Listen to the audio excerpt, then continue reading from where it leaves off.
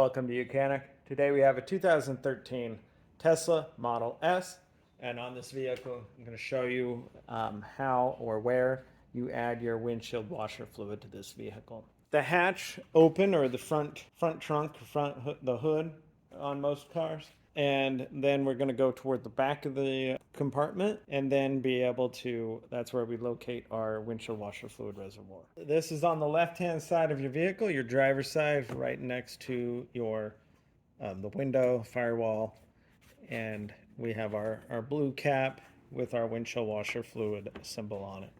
So to be able to add our fluid, we pop the cap, we fill it up, and then be able to close the cap and get it all to lock in there.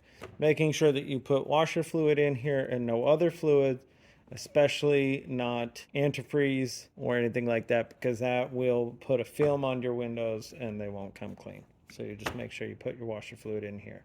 Sometimes this will be full and you when you try to use it, it doesn't work. Either the little motor has gone bad or the fuse has gone bad, and you may need to check that out to figure out how to have that fixed also. But that's where you would add your washer fluid on your Model S Tesla of a 2013. Thanks for watching Mechanic, where you can be the mechanic.